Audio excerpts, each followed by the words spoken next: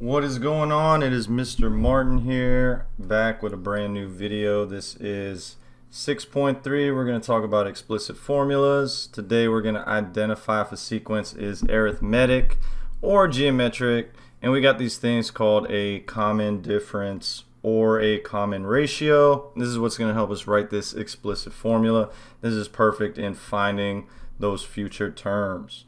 Alright, I got a little bit of vocab, just one thing here. An explicit formula. This is a formula that generates any term in a sequence. So with this formula that we write, if we want to find the 50th, the 100th, the 2000th, we can find any of those terms using this formula that we write. Alright, check this out. So we got this first example here.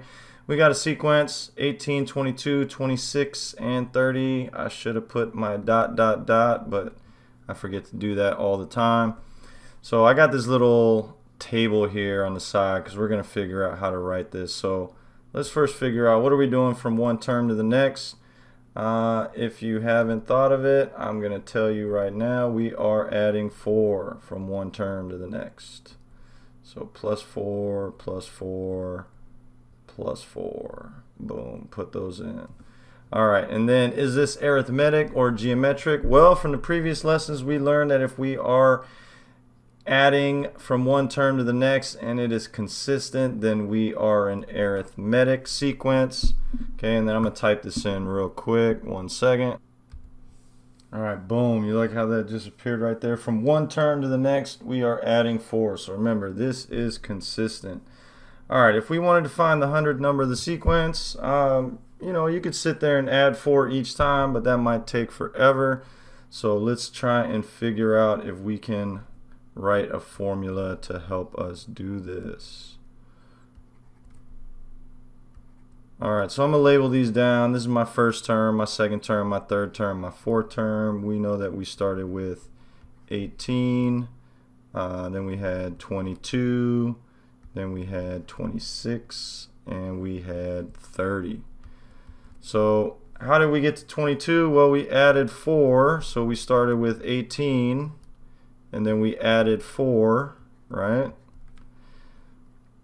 And then to get to 26, if we started with 18, right? To get from 18 to 26, we added 4, and then we added 4 again. So that's like we added 4 times 2, right? We had 2 of those 4s that we added. And then if we went to 30, that's plus 4, plus 4, plus 4. So that's like times 3, right? So that would be like 4 times 3. So for this 22, if we added 4, right? If we look at this pattern, what does it look like we're doing, right? This could be plus 4 times 1. And then if we wanted just 18 by itself, right? If we had to add 4, that would be like multiplying by 0, right? Because 4 times 0 would give us 0, and then 18 could equal 18. So let's go ahead and label these. Remember, in our function notation, this would be n and a of n. So if we wanted to find the 100th term, right, if we know that we are multiplying by 3 right here on our fourth term, and on our third term we're multiplying by 2, it looks like we are multiplying by 1 less. Okay, so the 100th number in the sequence, this is actually 414. And I'll show you why right here. Okay, this would actually be 18 plus 4 times 99. Remember, if we're looking for the 100th term, we are multiplying by 1 term less. And 4 times 99 is what? 396. So 396 plus 18 gives us that 414. So is there an easier way? Yes, there is always an easier way, and that is using a formula. Alright, so let's actually write this arithmetic explicit formula. So go ahead and pause the video right now, write down this stuff right here, and then I'm going to talk about it with you. Alright, well, thanks for pausing the video and writing this down, because I know you did. So remember that a sub n, okay, remember, if you wanted to do function notation, you could write it like that. Remember, this is the term that we're looking for. Okay, this n is going to be what we substitute the term number that we're looking for. So in our case, for example 1, we wanted to find the 100th term, so we swap in 100 for that n. Okay, so this other piece right here, this lowercase d, this stands for our common difference, and we find this by taking our second term minus our first term. So let me backtrack right here. What would happen if we took our second term minus our first term? 22 minus 18, right? That would give us positive 4. Okay, so if you're going backwards, right,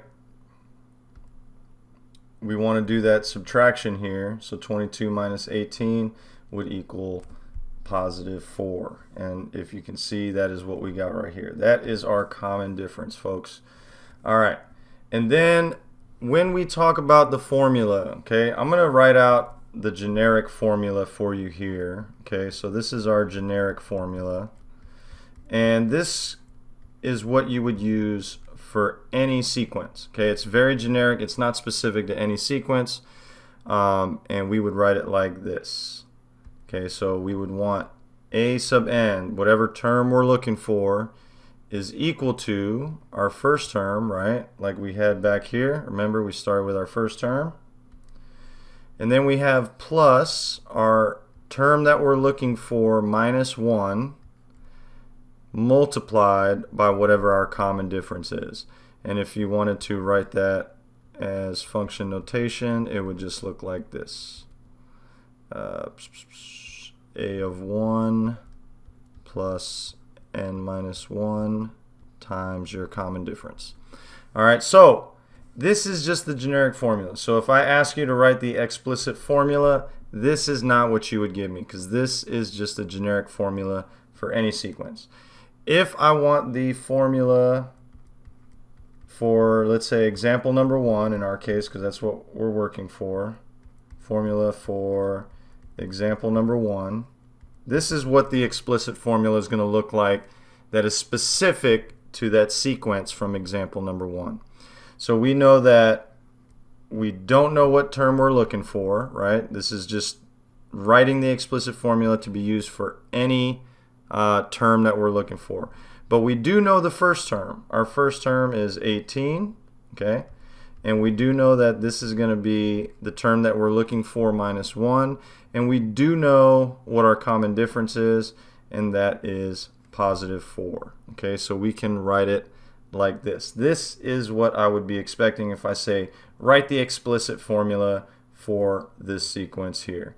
And then if I ask you to find the missing term, so for a sub 100, you would write something like this. You would fill out, you would substitute that term that you're looking for into your value for n. So we would put the 100 right there. We would have the 18 plus, and then we would substitute the 100 for the n right here, minus 1 times 4, and then we would just start to evaluate this side of the equation right here. So this would be 18 plus 99 times 4, and then 99 times 4 is 396. 18 plus 396 would equal 414. So then I could say a sub 100 is equal to 414. Boom. So if I ask for the explicit formula and the missing term, you should give me this and this, but not this one here in blue. This is just our generic formula for an arithmetic. Okay. Now let's take a look at a geometric sequence. So geometric sequence, I gave you a hint already. You know that we should be multiplying, and if you look 4, 12, 36, 108, looks like we are multiplying by 3. Okay, so we know that this one is geometric, and then let me go ahead and put in my y. Alright, so let's go ahead and do the same thing here. We are going to write down these terms. We got our first term, our second term, third term, and fourth term. This starts off with a 4, 12, 36, and 108. Let's go ahead and label this too. We know what these are. Let's do, oops, that looks like a 9. We should do a sub n. We'll do subscript right here. All right, so how did we get from 4 to 12, right? So 4 to 12, we knew that we did 4 times 3, right? 4 times 3 equals 12. But then from 4 to 36, we did times 3 times 3. And if you have 3 times 3, that's the same as 3 squared. You guessed it, right? 3 times 3. And to get from 4 to 108, that was times 3 times 3 times 3. So that's 4 times 3. And if we're doing 3 times 3 3 times, we can raise that to the third power. So if you look, it looks like we kind of have that same pattern where we're on the fourth term, but we are raising it to one value less. Here we are in the third term, we're raising it to one value less. So what could we raise this 3 to right here? One value less from 2 would be 1. And if we take a look at that, 3 to the first power is 3, right? Anything to the first power is itself, and 3 times 4 gives us that 12. So over here, what could we raise this 3 to? One term less would be 0. And if you remember your exponent rules really well, anything raised to the 0 comes out to a 1, and then 1 times this 4 gives me that 4. So it looks like this pattern holds. Let's go ahead and do our dot dot dot. Let me put that up here as well in black. And let's see if we can find the 100th term. Well, what is the 100th term? You probably tried this in your calculator and you got some 6 point something something something E, right? This is, remember, if you forgot, this is like scientific notation. I believe it was to the 47th. Let's go ahead and actually look this up, right? Because we know that here we're going to take 4 and multiply it by 3 to the one term less, which would be 99. So let's see what this would be. 3 to the 99th power. Ooh, yeah, definitely very big. Then we got to multiply that by 4. So we get something like 6.8717 times 10 to the 10 to the 47. So remember, if you got that big exponent, right, that letter E, that lets us know scientific notation. So this decimal would just move over to the right. What we got here is a really big number. Okay, so just know that that is really big.